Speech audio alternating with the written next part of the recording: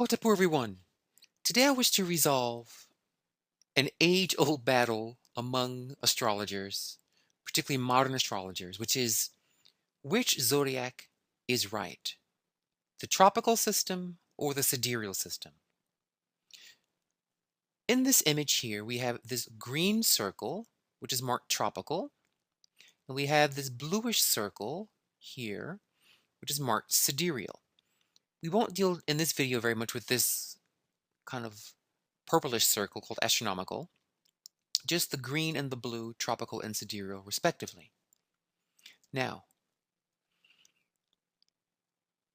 in our system of astrology here, the Golden Beetle, which is based upon ancient Kemet, the Nile Valley, we use both systems concurrently because they're reading two different phenomena.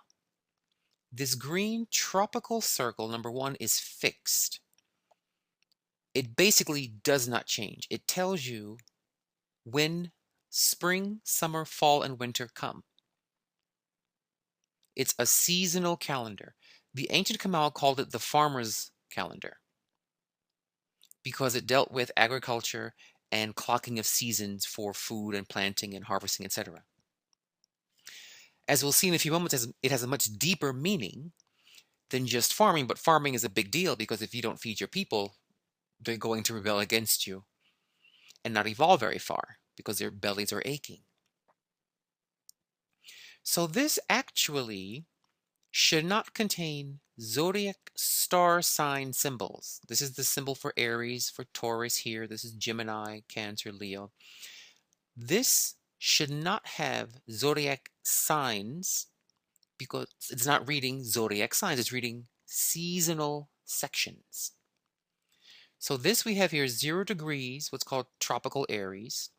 This would be 0 degrees tropical Cancer, 0 degrees tropical Leo, 0 degrees here, tropical Capricorn in the green circle. But what it's really telling you is the first day of spring, summer, fall, winter. So we have 4 seasons. Spring here, summer begins here, fall here, winter here, and each season has 3 months or 3 stages. This is beginning of spring, this is middle spring, this is the end of spring. This is the beginning of summer, middle summer, beginning of the end of summer. This is the beginning of fall, mid-fall, late fall, beginning of winter, mid-winter, late winter, back to the beginning of spring, mid-spring, late spring. What's throwing people off is that we're using zodiac terminology to describe seasons. So what we do here at the Golden Beetle is we describe it more to what it's identifying. We would say tropical Aries, what the West calls tropical Aries, we say is the first month of spring that acts like the ram of Aries. Tropical Taurus, we would say, is middle spring that acts like the bull. Tropical Gemini, we wouldn't say tropical Gemini, we would say the end of spring that acts like the twins. You see, I'm not describing stars, I'm describing behaviors. Here we'd say early summer that acts like the beetle, midsummer that acts like the lion, late summer that acts like the virgin. Early fall that acts like the scales, mid-fall that acts like the scorpion, late fall that acts like the archer, early winter that acts like the goatfish, midwinter acts like the water bearer, late winter acts like the fish. If you describe it that way, there's no confusion. Whereas this blue circle is telling you what the actual visual stars you'll see in the sky. This blue circle does tick around this fixed seasonal cycle. Again, the season cycle does change. Spring comes in our generation around March 21st. There will be basically an advancing by 1 degree every 1,000 years. So there is a slight change, but you won't live to see it. For all basic purposes, it's a fixed wheel. So we lock this green wheel down. It does not rotate. Whereas this blue wheel ticks around this green. So at the same season, which is locked here in green, you will see different stars ticking out in the sky. So the first day of spring, for a while, you'll see certain stars, and then several hundred to thousands of years later, you see a different star at the first day of spring. So when you combine these two, it's simply telling you, in the first month of spring, which happens to act like the ram, what will be the sidereal stars you'll actually see? This section is telling you, in the second month of spring, mid-spring, which acts like the bull, in mid-spring, this green slice is called mid-spring, what stars will I actually see? That's going to be this purple slice. In late spring, which is this third slice here, what will I actually see in the sky? This purple will tell me, or this blue here. In early summer, this green slice tells me I'm in early summer that acts like the beetle of Cancer. In early summer, what stars will I see? You look to this bluish wheel. In midsummer, which happens to act like the lion, what stars will I see? I will see the stars of Cancer. In late summer, which acts like the Virgin, what stars will I see? I will see the stars of the lion, Leo. You see? So they work together, telling you which stars from this blue wheel you'll see at which season, which is this green wheel. The green wheel is fixed, the blue wheel moves. So you see they're working together. For example, this is saying in the first month of spring, in early spring, at 0 degrees of spring, which is March 21st, maybe 22nd or so, but let's say 21st as a rule, what will I see on March 21st at the first day of spring? I will see, actually, if I look in the sky before sunrise, 5 degrees or so of Pisces. Thus, we are in the age of Pisces, which begins at spring. And then this one goes, this wheel ticks this way, whereas the seasons go this way. It's called the precession. Precession simply means, what stars will I see at what season? It says the stars that I see at spring will change. That's all precession means. Spring won't change too much, but the stars that I see at spring can alter.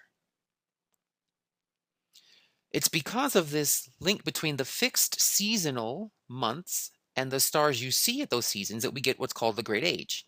That's why we're in the age of Pisces, because at the first day of spring, right now we're going to see Pisces. In about 300 years, on March 21st, we won't see Pisces, we'll see Aquarius.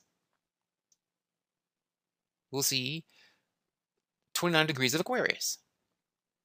And then 72 years later, on the first day of spring, we'll see 28 degrees of Aquarius. And then 72 years from that, on the first day of spring, we'll see 27 degrees of Aquarius. That's how it goes. So if you follow only tropical astrology, you can't talk about that you believe in ages, like the age of Aquarius, the age of Pisces. You need two correlates, two calculations to say that we're in the age of Pisces. You need the sidereal zodiac to tell you that. Because this by itself won't tell you. This only tells you this is the first month of spring, but not what stars we're seeing during that month. Okay, now, what is the meaning of these two wheels? What is the deeper import? This green wheel of the seasons, early spring, mid-spring, late spring, early summer, midsummer, late summer, etc.,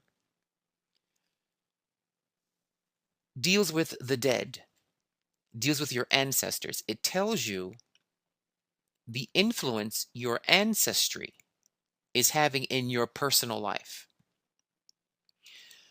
You see, seasons are about agriculture, grain. We have a great myth in Kemet called the story of Osar, who was the first king of Kemet, taught humankind and the Kamau, taught the blacks of Egypt how to do farming and how to do rituals and ceremonies and religion, all those things of civilization. He was killed by his evil brother, buried in a coffin, torn apart. His wife Ost, or Isis, basically revived him, saved him, got pregnant by him while he was dead, had a virgin birth, gave birth to Heru, and then Heru goes on to avenge his father's murderer, Set, who was also Osar's brother. That's the basic storyline. But that storyline is dealing with grain, because Osar is called Lord of the Grain, where you have a seed, it must die, it must be killed. That's Set killing Osar. The seed is placed in a coffin, meaning buried beneath the earth. Down there, Ost does her magic to bring life out of him, meaning the soil breaks down the seed husk and releases a new birth called Heru, or the next stalk, the next fruiting. And thus the story goes on. So it's really a great mythic story of the magic of agriculture, the magic of seeds dying and being reborn, what we call reincarnation, rebirth. From death comes life, and the seed lives again. So Osar was also called the Lord of the Dead, because in Kemet, who were the people who had the most elaborate luxury on their dead, the extent of their ancestor ceremonies are unmatched in humanity. You have a person that died in your family. The Kamau would wrap them in a husk. What is this husk? This husk is called a mummy. Wrapping the body in this linen was equivalent to cocooning the seed, the ancestor, wrapping them in a husk. They would then bury this husk seed ancestor in the ground or in a stone sarcophagus. And then the magic of the underworld, the soil, we call the Dwat, the underworld, would do its magic and cause this seed ancestor to be reborn in a future generation, just like a plant is reborn another season. So that's how I decoded that this tropical wheel tells you what your ancestors are doing, because they link to the season of reincarnation, or plants dying, being reborn, dying, and being reborn. Whereas the sidereal wheel, this kind of blue wheel here, is the chart of the living. What you should be doing while you're alive on Earth. How you should be cultivating, which is the agricultural word to cultivate, cultivating your life, your karmas, your destiny while alive. But beneath all of your choices and karmas are shining through, or beneath the ground, the energies of your ancestors that you can't separate from your blood, from your kin, from your roots, and they still influence you. This is, to me, the genius and beauty of the combination of tropical sidereal. It forces you to respect your elders, respect your past, respect your roots, and to stay connected to your ancestors, to do the ceremonies according to the seasonal calendar to the dead, and to the ceremonies according to your sidereal transits while you're alive. It's beautiful. We call this green wheel the West Bank. In Kemet, the West meant the land of the dead, because the sun sets and dies in the West. This blue wheel we called the East Bank, or the land of the living, because the sun rises in the east. The two must be what's called smatawi, united. So using tropical, or my ancestors' chart, must unite with my chart of the east, or the living. Now, let's say you have your sun in tropical for the first season of spring. How do you read that? You can read it the way you would read basically sun in Aries, okay?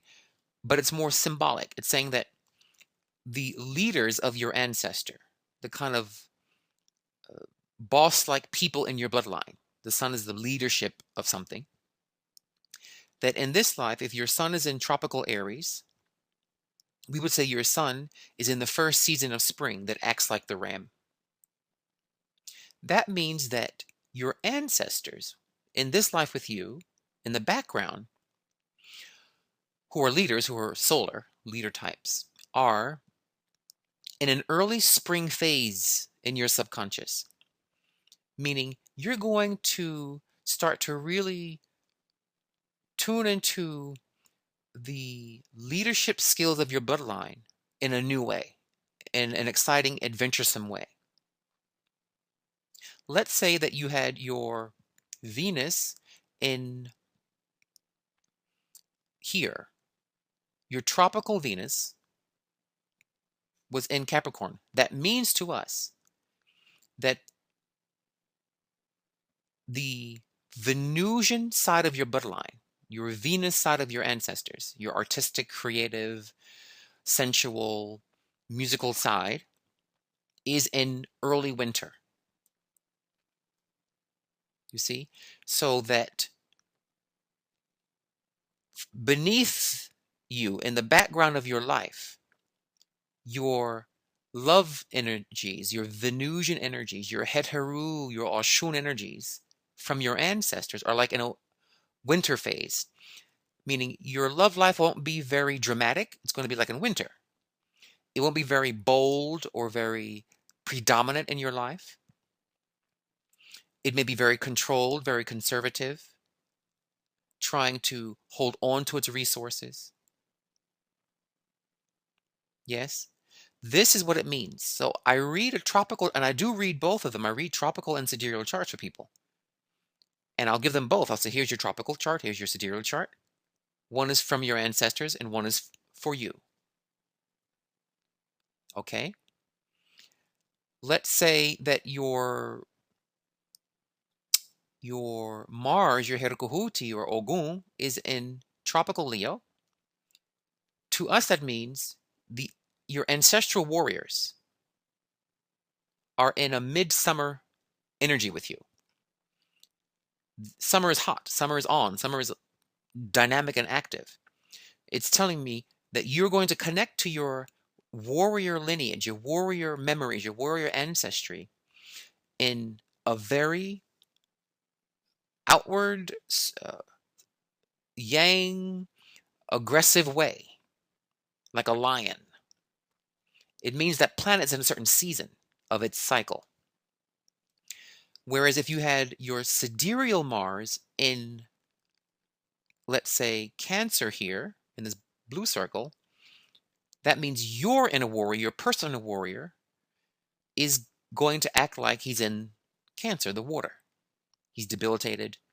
He's more inward. He may self-destruct, or he may be weaker, meaning your particular Mars may be weaker, but your ancestral Mars could be very strong. So when you're in trouble, because your Mars may be weak, meaning your inner warrior may be a bit washed out, that you have the ability of your ancestral warrior, your ancestor warriors, to come in and save the day for you. They're covering your weakness. They're covering your warrior's weakness. So you get protection or people around you to defend you. These kind of mysterious support cavalries coming in. This is the beauty of doing it this way. And you fall in love with your ancestors, and they fall in love with you. So as long as you're righteous and you're of good character, we say of Ma'at, these ancestors will work well with you. One last quick note. We divide each of these seasons in half. So we take the first month of spring, divide it in half, the mid-spring, divide it in half, late spring, divide it in half, which gives you 24 seasons. or 24 PowerPoints in the seasonal farmer's calendar. And I find that if you do ceremonies at the beginning and middle points of each season to your ancestors, they're extremely effective. I've worked this out for over 10 years. The results are very, very solid. So this is basically how to resolve the debate. Both are true. Tropical tells you what you're pulling from your past ancestral grace or curses. If a planet is harmed in your tropical chart, it means there's some damage in your ancestral lineage there. That's the green one here. The blue circle is more your issues, what you've created in your own karma. But you can't separate your blood from you. That's the beauty of it. So I pray that we've resolved this issue and that we thank the gatekeepers, the gay Kemetic ancestors that brought this information back to bring peace to the warring factions of Skywatchers. We are all one family. Tropical versus Sidereal. It's not versus, it's tropical. Shakes hands with Sidereal. The way that your DNA shakes hands with your living experience. And that we can all work as one. This is the beauty of having gay spiritual leaders. We are able to very easily be between yin and yang, between opposites, and find the middle ground. And I pray that was done in this video. May your ancestors and you and all of the communities of astrologers around the world, tropical versus sidereal, may we work as one. Dwawend Hotepu.